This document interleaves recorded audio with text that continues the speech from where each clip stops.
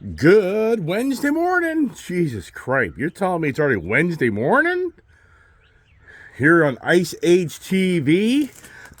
It seems like the daily broadcast, blog, podcast, what the heck do you call it? Oh, it's just beautiful up here. I mean, look at the weather here. I mean, how would you ever know that in Florida it doesn't look like anything like this, which in Florida usually it does look like this. The Sunshine State. Wow. If anybody's following the news, this Ian is radical. I mean, this thing now is a 155 mile an hour hurricane, borderline category 5. I mean, wow. And actually, it's going to end up probably hitting where my niece lives. Oh my gosh, this is just incredible. Just incredible what's playing out in our lifetime, right? So, all right. So it's what I mean by that is these hurricanes, with all the technology we have, they still can come and do a lot of damage to mankind. But stations, besides the hurricane, right? I think it's gonna be about 4 today. And why am I saying that? Wow, with all the craziness going on with this electric vehicle talk and used car shortages and used car pricing and new car shortages. Did we ever actually have a used car shortage, though? That's very debatable, right? The truth shall prevail. But hey, the Ford talk. Well, first of all, look here. Here's a Ford Ranger. And I thought to myself this morning, it's all about the trucks. It's all about the trucks. You know what? My wife just loves this Ford Ranger. My dad in Florida has the same vehicle, but different package. He just loves that Ranger. The point that he'd rather have this Ford Ranger than that Maverick.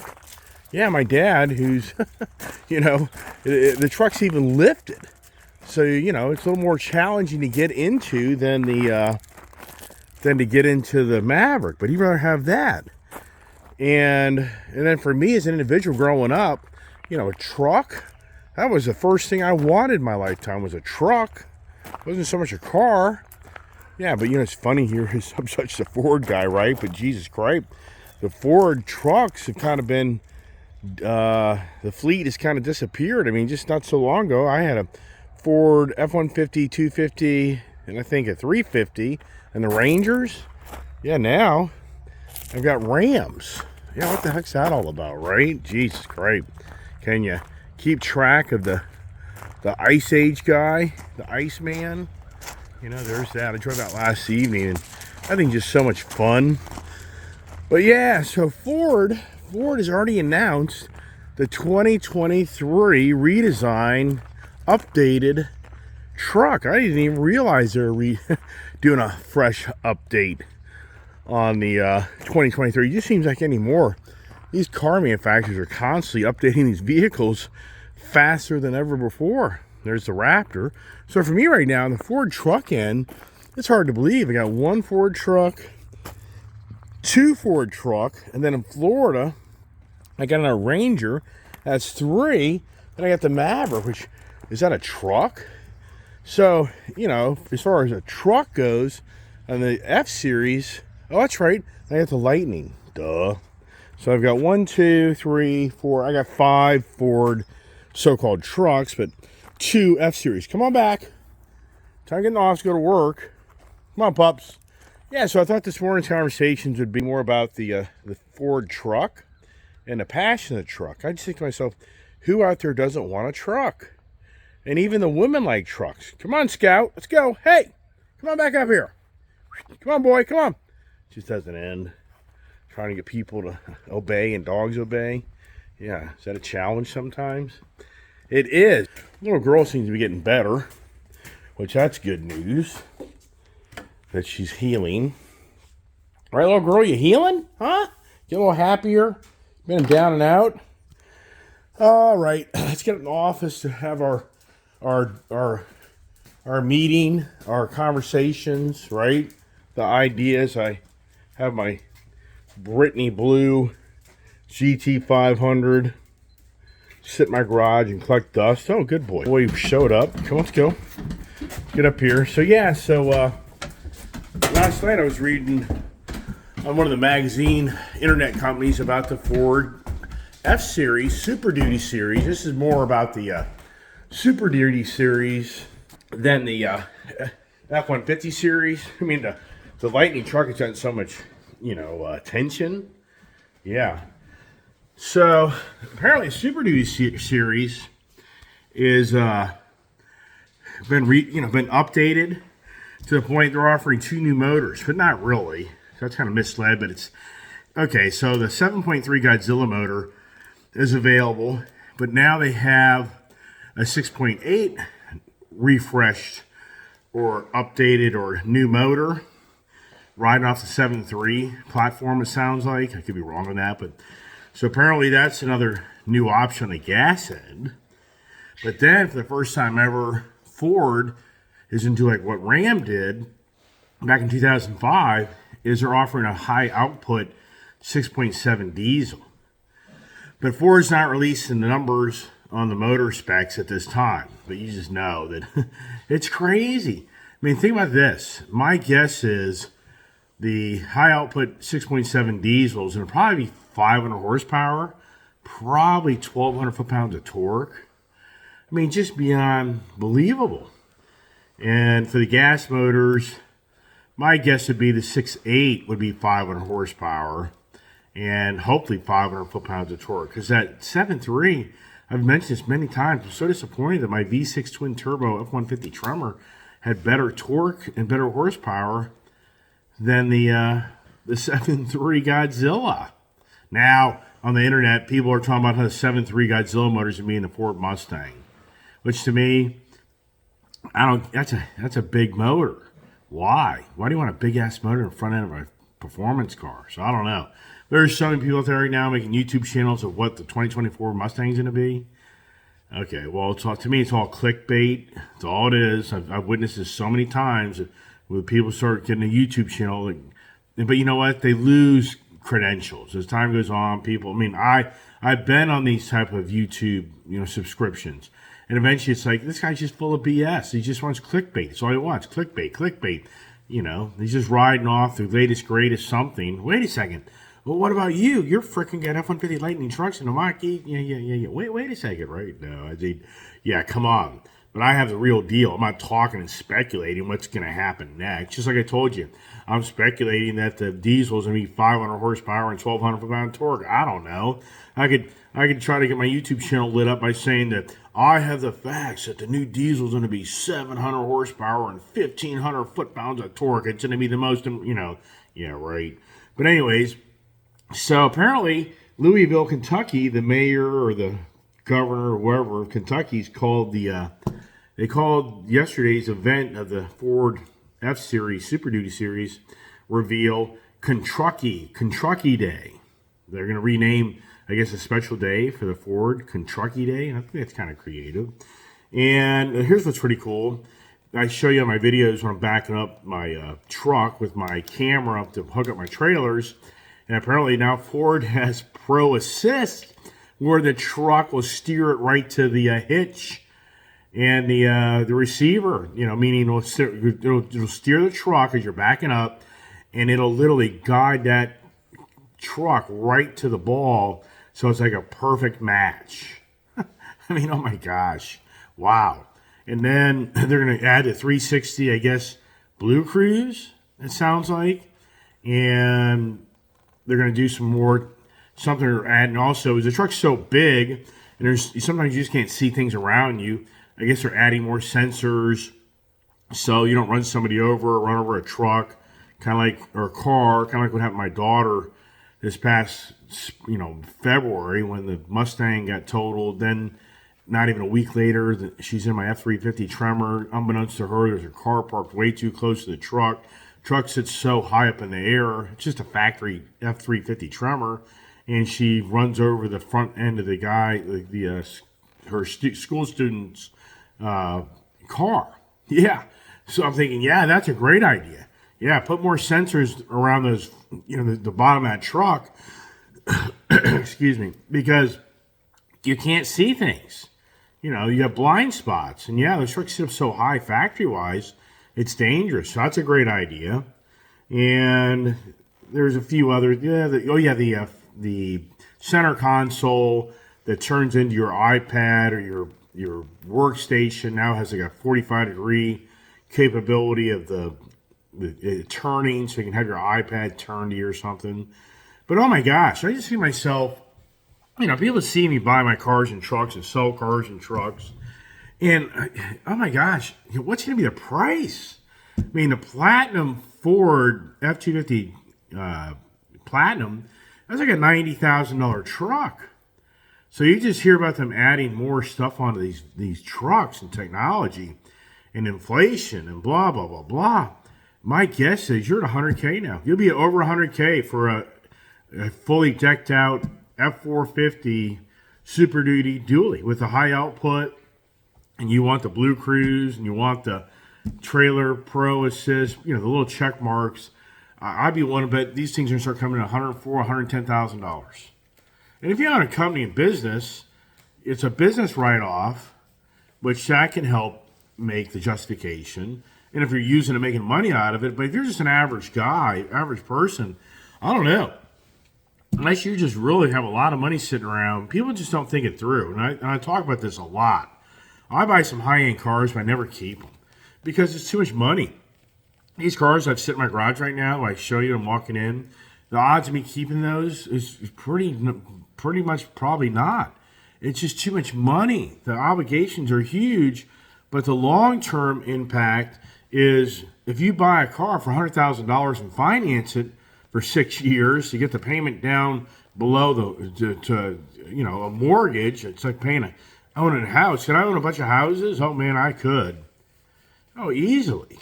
For all the damn cars I have and expenses I have, sure. Would have been a better mood. It would in the right times, right circumstances. What's my addictions? Cars or houses, right? It's obvious. Then I'd have what? Ice house. Yeah, my house still is heated with oil and coal. So I'm the ice house guy. Yeah, don't go to natural gas and solar panels. Yeah, right. That's the channel. How's that going to do? May do better, I thought, right? So the whole point is, you buy a $100,000 car and you finance it. Well, first of all, you're probably going to end up paying $25,000 in finance charges over a 6-year time frame, 10 if you get really good rate. But then think about this. What income, I say it all the time, if you go write a $100,000 check to buy a car. So if you go down to the Ford dealer and you buy a $100,000 truck, well, you had to make at least $140, conservative number, $140,000. So that truck just cost you $140,000, right? Well, if you think about financing it and you keep it the whole term, if you pay the interest on the vehicle note plus the amount of income you have to make to pay for it, that $100,000 vehicle could be a $150,000, $160,000 vehicle. It's nobody, it's just kind of crazy how do the truths prevail? Is anybody ever taps me on the shoulder and go, do you understand how much money you're spending? Not really, because we live in a society more than ever that you just borrow money and you buy things. And yeah, smart people, they keep the stuff once they pay it off. Smart people, have money they've stashed away for years and years, and then they can justify buying the car and whatever. Yeah, I get all that. There's a lot of variables. And some inherit. Inheritance money is huge these days. It's beyond unbelievable of how many people today, especially my age group, I think, of inheriting money from their family is just massive. It's big. So, there's people that get $2, $3, $4, $5 million from once their parents or family perish. Yeah, that's huge these days. Because if you have a successful father, or you marry into the family where the family's very successful, the list goes on and on and on and on.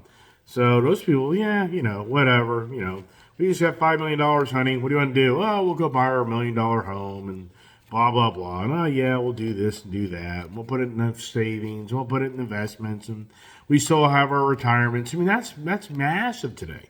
The wealth is just incredible. I remember reading back in the 80s about how we haven't even seen the wealth of the world. I can so remember reading that. Because a lot of people back in the 80s, when we went through some challenging times, a lot of people thought that, the times of making incredible money had kind of come to an end. No, it hadn't even begun. It hadn't even begun. Now more than ever, how many billionaires are in the world? I'm waiting for the trillionaire. I thought Elon Musk I thought Jeff Bezos would be the first trillionaire. I said that 10 years ago. I think Elon Musk may be the first trillionaire, I guess, or some other India guy now is apparently way up there in the billionaire club. And then you think about the millionaires, as far as the millionaires go, good Lord, how many millionaires are out there? Years ago, you would have, X amount of millionaires. I can remember when I got out of high school, I thought to myself, if I made $100,000 a year, I would be really well off. Yeah, and that was in 1982. I used to say to myself, wow, if I could make $100,000 a year, wow. Where I live, $100,000 a year, nothing. You're nothing. You're middle class. You're borderline lower middle class. And somebody would be like, what? Okay, go to California. Go to California making $100,000 a year. Remember, $100,000 a year, that doesn't bring home money. If you take basic math, 8 times 12 is 96,000. Okay? So basically you're making $8,000 a month. It's gonna be taxed. You're gonna be lucky to bring home $5,500 a month. And in today's economic world, $5,500 a month, the average house is $2,000 plus. Well, factor in insurance, factor in real estate taxes. Okay, and then you factor utilities. I mean, conservative number, you're at $3,000. So you have a whopping $2,500 left. Well, today's food prices and a car payment, you're done. You're done. You have no money. You're broke. Yeah. So believe it or not, even for me as an individual sitting here talking to my YouTube subscribers, $100,000 a year in California, you're borderline like a person making $30,000 a year. And what is the national average of the I don't even know. So when people say, well, yeah, I'm talking about the Ford trucks. Yeah, we are. We are talking about the Ford trucks. And what I'm saying to you is the Ford truck and the GMC truck and the Ram truck, these things, even the Toyota Tundra, these things have gone into the stratosphere of pricing. In Toyota, not so much. It's not in the heavy duty series, but Jesus Christ, with the supply shortage. I mean, well, they have some model. If you watched my video when I was up there at the dealership driving the Rivian, there was a Toyota high-end, the highest end. It starts with like a C. And that thing was like $100,000 for a half-ton truck. But yeah, what I wanted to show you was I had, my true beginnings was trucks. And we're not going anywhere. So you look up here, this was my second Chevy truck that I owned. Oh my gosh, that was one of my favorite trucks. And then I had the Cuda. There's my 71 Cuda, 340 pistol grip. But this here, I got this used. And I had 40-inch Dixie Pick Fun Country tires on it. And actually the judge, there was a guy named Tom. Everybody called me Tom because this guy that owned this was the son of a prominent judge in this area. And he's traded into Jimmy K Chevrolet, which was a Chevrolet dealership. We actually lived right next door to the owner of that, at that house right there. That house right there, to the left of that house over here was a guy that owned Jimmy K Chevrolet. And so, trucks, that's really where, that was really, but that was my first one. First one was with my dad's. He bought a 1978 Chevy truck, which we both went to the dealership at the same time. It was the step side. I love the step side look. And then I evolved into the dualies, which I love the dualies. I've always loved dualies. I've always had dualies in my life for the most part, most of my life. And so anyways, the passion for the trucks, that's what it is. I mean, people just love trucks. What is it about the truck, right? Well, like my dad was talking the other day on the phone. We got to call my dad today. This hurricane thing's nasty. I mean, this is not good. So, even heard my dad on the phone talking about how he liked the Ranger over the Maverick because the Ranger set up higher and he just felt a footprint. And that's what it is about trucks. You drive these trucks, you just feel a bigger footprint around you. You just have that truck feel. It's just such a cool experience where I could, I sincerely thought when I was in high school I was going to be a truck driver, which I was for a while. But I thought I was going to be an over-the-road truck driver. I just love driving. And that's been my whole career, is living behind the wheel of a car. I mean, I'm out embellishing here. For the most part, my whole career has been living behind the wheel of a truck. Not necessarily a big truck, but trucks. And what's also interesting, which I think about, I'm such a Ram guy, Dodge guy, because growing up, I so wanted my dad to buy the Power Wagon, but he couldn't afford it, so he bought a Chevy instead. And never a Ford guy, but I was always more intrigued to be more of the Ram guy. Even back when I had my Chevy truck I just showed you, I can remember the Ram trucks back then, and I always kind of wanted one of those, but it just never played out. But then it's like in the 90s, when they brought back the Ram truck, that was a big thing back in like 93, 94. They did the redesign of the Ram truck, and it was a huge success. And I bought one of those in, I believe, 95. I think it was 95, just going off the tip of my tongue. That's a story I could tell you. But anyways, so then when I started my business, I had Ram trucks. And I had incredible success with Ram trucks. So my real true beginnings of me building my company and business was around the Ram truck. And I just had incredible success. And sadly, I bought some Ford trucks. I went down the toilet. That was the lawn and garden equipment business. If you listen to that, story, I had a bunch of Ford trucks. I'm not lying. I had a Ford F450. I had the Ford F250 Harley Davidson edition. I had a Ford F550 rollback and a Ford S650 rollback. And then everything was taken away, and I just went down the toilet.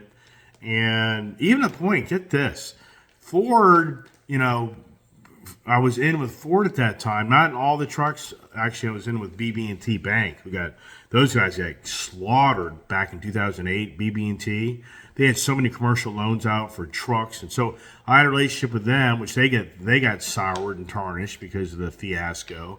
But then Ford Motor Credit had an F250 2006 blue jean blue, beautiful truck.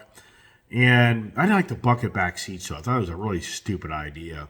But a beautiful truck, but with the old International motor that had the freaking head gasket separate, head would warp.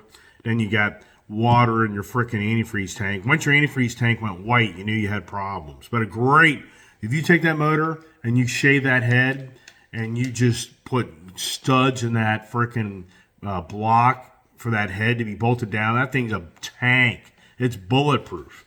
So great motor, even though Ford went through a major lawsuit. Ford sued International for the motor fiasco. So whether you realize it or not, Ford and International had to eventually shake hands. But it was a relationship like Ram. Ram uses Cummins motors. Ram doesn't make their own motor. Well, Ford at that time was using International to build all their diesel motors. But the quality control was pitiful. Fires, head gasket issues. So eventually Ford and them shook hands. Then like in 2010 or 11, they built their own in-house Power Stroke, which I was very leery of that, but I was in position financially to even own one of those. I didn't need it. But the whole point is, for me with Ford, so sadly, the Ford got taken away. And so Ford, went after me. And in so many ways, they could and they couldn't. But I went ahead and I made a payment plan with them. And I never soured them. So I didn't tarnish them, and I went out of my way to pay them back over time just to try to keep a relationship with them. And you know what? Today it's incredible. I never would have known back in 2008 and 9 and 10 when I went through all my financial hardships that today I'd be rewarded for that because Ford Motor is my lender that enables me to buy all this stuff. Believe it or not, the Ram trucks are financed by Ford Motor Credit. So Ford Motor Credit has gone way beyond what, and you have to say to yourself, since I didn't burn them, I took care of them on the back end. You can only assume that, this guy here, he stayed true. He made things right. So, yeah, yikes. And Toyota Financial never burned them, So sadly in life, when you go through terrible times, it's like anything, something has to get sacrificed. But anyways, it's all about the trucks. So Ford 2023 Super D series has been updated, refreshed, body lines, like the front hood's been cleaned up. It looks really good. Yeah, but here's the danger. Oh my God, and I think to myself, this is so funny. I just sold my 2022 Ford F250 Tremor. Sounds like they're keeping the same packages for 2023. Yeah, it's just opened the door for me to go back to Ford. But the only thing I didn't talk about, which I've talked about, is the front steering. That front solid axle is, to me, the front solid axle on those Super D series isn't the greatest when you go down the road. It has a walk. No mention of them, in my eyes, resolving that front end walk. And when you tow, I'm telling you, it is just much more challenging. It's very tiresome. You drive those Super D trucks I drive into Florida and Tennessee with trailers. It's very, very tiresome because you're nonstop on that steering wheel, having to really stay focused. And I get in that steering wheel, let that truck drift over into the shoulder or something like that. And if you watch my F450 video going to Florida, oh my gosh, that short bed, the two-door, not the four-door, white truck we just sold, that thing about drove me nuts going to Florida. That thing wore me out to the point I went out and bought 2 new sets of new tires for that thing up front just to try to help take away that walk. So for me, okay, Ford, thanks for adding all this new technology and blah, blah, blah, but what about the front end? Is the front end steering still have a challenge? And that's why I love the Ram product. These Ram trucks, I've said it over and over again. Even when I bought and sold my Rams and I got the Fords, I've talked about it. And I even raised my hand and said, Ram is the better vehicle. Ram is the better tow vehicle than Ford. Ford's a nice truck. I like their products. But when it comes to that driving down the road and that walk, and if anybody here owns a Jeep or a solid front axle vehicle that has that tendency for the front end to kind of you can always having to move that steering wheel to keep that truck straight, you understand what I'm talking about. So did Ford accomplish that? All right, and moving on to other news, right? So here your Allied or your YAA, I watch these guys every now and then. It's a father and son. It's funny, the father's like 71 years old, and last night he's just talking about he'll never be an electric vehicle person, but his son's a younger guy, and of course he will. And they use TikTok as well, which I thought, one part of me is like TikTok is the worst, but it's growing by leaps and bounds, but it's the China man, so I don't know why people support TikTok, and I get it. It's because it's, as people know, a lot of YouTube has lost a lot of subscribers and viewers to TikTok, but TikTok's China man that's watching all of your actions. I guess it doesn't matter. It's everything we do, right? But anyways, whole point is, so they were talking last night about the used car market. So basically now we're into 9 weeks. We're now into 9 weeks and a weekly decrease on used car prices. So the used car market, and it's the same conversation. The car dealers aren't disclosing to the general public, hey, the auction values are going down, used prices of cars are going down. Oh, by the way, this car sitting in front of you that we're charging premium for, it doesn't really get premium fees, auction prices anymore. So you're really way overpaying this, but we need to make money. So yeah.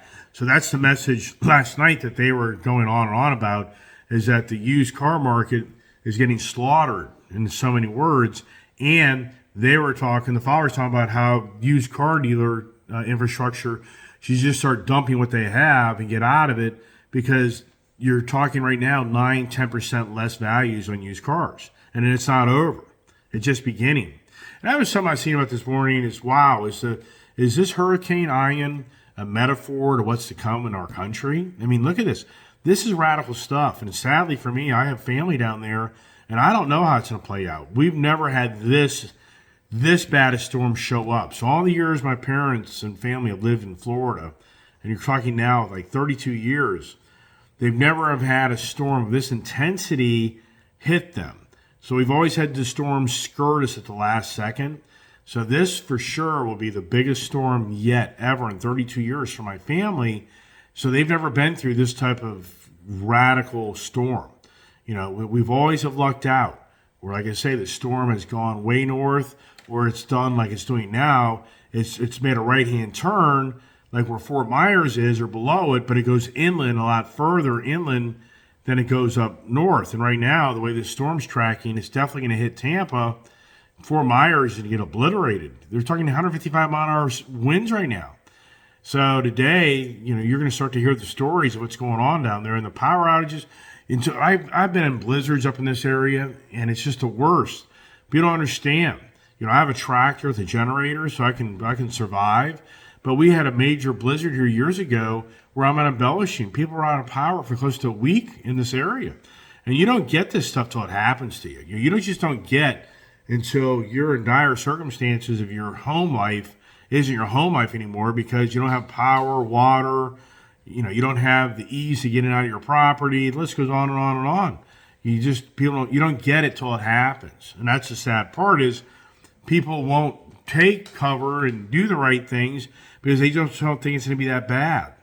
And sadly for my mother, due to her health conditions, I can only say so much as a family member. And yeah, like I'm going to fly down there right now and go get them out of there. I'm going to drive down there right now and get them out of there. And it's so debatable to do all that stuff that, yeah, we could go, hindsight's 2020, right? But anyways, kind of going back to the metaphor, this hurricane, what lies ahead for us? I mean, all the signals of the storm brewing have been in front of us for so long. And I've been talking about this for over a year, is that this country and economy is so out of control. It is so out of control. It's so ridiculous. And the pandemic created the false economy. I have talked about this so many times. The pandemic created a very false, fake economy. And here's the reality. The time of reckoning is here because of the false economy. Yeah, what happens eventually? It's no different than you doing bad things. It's all cause and effect. It blows me away how people don't understand cause and effect. What you do will eventually, what you do eventually does this, affects this. That's how life is. We live in a physical universe. We're in a physical plane. So how can you, be the Star Trek person and you zap yourself from here to there, you disappear and then reappear. And for me, it's just incredible on how so many people, were given money during challenges. What do they do with the money? It's a known fact. People were out spending it to oblivion, not worried about the future. Yeah, people buying very expensive homes, not worried about eventually interest rates are going to go back up. I mean, think this through. If you just bought a $500,000 home and you base it on your monthly mortgage, and you ever step back and think to yourself, yeah, but what if the next guy doesn't get the 3% interest? The next guy comes in and is paying 7, 8, or 9% interest. Would this person, would I buy it? That's what you have to say to yourself. Would I buy it? And I can guarantee you, majority of people are like, no, I would have bought that $500,000 home if it was going to be at 8, 9% interest. I wouldn't be able to afford it. Well, hello. Then here's the next thing. How is your house going to be worth more money? You've already now understand that the mortgage is going to be so much more expensive, but then now you think you're going to get $750 for it? So to me, it's time for the reckoning, sadly, because it's just way too out of control. It's ridiculous. It's sickening. It's saddening to me. And yeah, maybe you watch my channel, but yeah, you have all this fancy stuff. Yeah, but it's leveraged. It's all the banks own it. I don't own it. So if the hardships come, I got to get rid of it. So I'm not some rich-ass guy. Yeah, I would be a rich-ass guy, but I wouldn't have a YouTube channel on cars. You don't get rich off of buying cars. You go broke buying cars. If you haven't figured that out yet, yeah, anybody who watch my YouTube channel, I guarantee you have friends or anybody make comments like, oh, yeah, that guy just pisses all his money away on cars. Yeah, blah, blah, blah, blah. And yeah, that guy doesn't have any money. That guy just has lots of cars. Right. Yeah, but am I having fun? Yeah, okay, well, the adventures continue. So, hey, for me, it's all about the fun factor. That's what I'm about, the fun factor. Have the right attitude. Remember I was talking the other day about the 12 steps in Napoleon Hill's Think and Grow Rich book? You have a positive mental attitude this morning? Do you have sound physical health, or did you party all night long? right? I mean, so just those two things, first of all, just think yourself, you get out of bed. So you have a positive mental attitude. Number two, as I cough, as I drink my freaking coffee. Yeah, coffee irritates GERD, just so you know. You hear me cough every now and then because I'm drinking coffee again. And if I wouldn't drink the coffee, I'd probably be a little better off, right? But I got to get my caffeine into me to get riled up, right? So I can make my YouTube channel. But yeah, but just the first two things. I thought about this so many years ago when I got going to my career was when you get out of bed, are you happy? Are you happy? Are you motivated? Are you excited about the day? I mean, come on. So you have a positive attitude? And the next thing is, how's your body feeling? Do you have sound physical health? And me as a business owner and me being in a business and out of doors, thousands and thousands and thousands of doors, me walking in and out of doors, you just have no idea how many people I've met and been and done and blah, blah, blah, and da, da, da, da. And yeah, so, yeah, where's John today? Oh, he couldn't make it any sick. Okay. All right, well, there's a project he can get done. And then you look over there in the corner to Barbie or Barbara. What's going on with Barbara? She looks all pissed off today. She's fighting with her husband and blah, blah, blah. I mean, the list goes on and on and on. Can you imagine Tom Brady showing up for a football game? And first of all, he's pissed off, which, yeah, you can see he gets that when he's not winning. But can you imagine he shows up, first of all, and he's just pissed off, and he's pissing off all his other players. And then can you imagine if he was out partying all night long? Because he could have anybody he wants, do whatever he wants. And he's not even 100% there in performance because he's tired, because he drank too much or whatever he did. Can you even imagine? Okay, well, that's how life is. And when you go to work every day, and I tell people, younger people, I've been around younger people, and it's so classic because you go to a job, and I try to explain this to them, and most people don't get it until they get older in life. But what you do every day isn't necessarily a huge challenge. The challenge is, can you do it every day? That's the challenge. So once you get in a position, a career, and that's why a lot of people jump jobs, is because they get a job and then it doesn't give them the excitement, entertainment, or the satisfaction that they think they're going to get out of that job. So they get disgruntled. So they go jump to another job. And that's what I explain to people all the time is, the challenge of life is, can you do the same thing day in, day out? That's the challenge. Because we all know that are grown up, your job will be the same as it was yesterday to a degree. It isn't going to be like the movie scene. You're not going to be Tom Cruise. I mean, average person, they get up and they do the same thing day in, day out. But the people that are really disciplined and are in really good health, those are the people that rise above, and those are the people that master the jobs that even make them better. There's always something better you can make out of your job and do things. But then, once again, sound physical health, and you have harmony in relationships. Are you mad every day? Do you have freedom of fear? Do you have the hope for future achievement? Do you have the capacity for your own applied faith? Do you have willingness to share your blessings with others? Are you engaged in labor of love? Do you have an open mind, all subjects to all people? Do you have complete self-discipline? Do you have knowledge which to understand others? And then the last thing that comes to you is the money.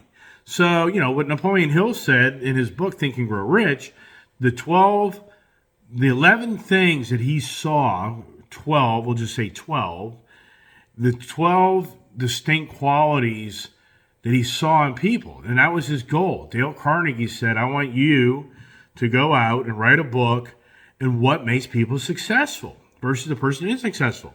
So Napoleon Hill gathered all his information, and he came to closure that the 12 things, positive mental attitude, sound physical health, harmony in relationships, freedom of fear, hope of future achievement, capacity for applied faith, willingness to share blessings with others, to be engaged in the labor of love, open mind, all subjects, all people, complete self-discipline, knowledge to understand others, and then the last was money. So he came to closure that there was 12 qualities in an individual that seemed to make them different from other individuals. And then he goes on to say that those that master those qualities then seem to have the sixth sense. They just seem to know. So to me, that was a powerful book to me. That's my Bible of life. That is how I got to be where I am today. Because when I got going in my career back in 1988, So a lot of people ask, what do you do? What do you do? What do you do? So my real calling in life is sales, talking to people, a people person. That's who I am. In real life, if you met me and you hung out with me, you'd understand that. I'm a people person. And that's just one of my qualities in life. And so, but I still remember in 1988 when I broke off from driving a tanker truck and I went into commercial sales, which was basically you only make a living if you sell fuel. So I always put on a 50-50 commission structure where I had to go sell fuel and I got 50% of the profit from whatever. So basically, if I called you and said, hey, I'm going to sell you heating oil today, and this is no lie. In the summer of 1988, I could sell you a gallon of heating oil for 39 cents a gallon. So let's just say that I sold it to you for 49 cents a gallon, okay? And you got 500 gallons of fuel. Well, the way it worked is there was a 10-cent margin on me marking that up from 39 cents to 49 cents or whatever. And so you take 10 cents times 500 gallons, which is like $50, right? Is that right? Yeah, it's $50. So I got $25. So as a salesperson, the owner of the company said to me that you get $25 of that delivery. Well, if I could get 10 deliveries that day of the same type of scenario, then I made, that $250 a day. Well, then it got into the bigger loads where I'd sell like 8,000 gallons of gasoline to a taxi cab company. Like I had a big taxi cab company here. Took me close to 4 years. 4 years to close. It was actually a little over 3 years to close that deal where I got into. I got the relationship with a major taxi cab company called Yellow Cab, Red Cab. And the way it worked is if they have underground fuel storage for their taxi cabs. And they would start buying gas from me because I bugged the heck out of this guy named it was J.D. Nichols. And, it was Shrugs, too. Two guys. And these guys, these guys are tough cookies. But I finally got through to them because I never gave up.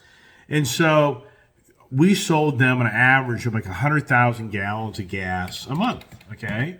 And so I could get about a 5-cent margin on that tanker load. So if the guy wanted to buy premium or regular gasoline, I quote him $1.30, and our cost may be like $1.25. Okay, just kind of give you rough numbers. So I had 5-cent margin. So you take that, that's $5,000. But I had to split it with the owner of the company.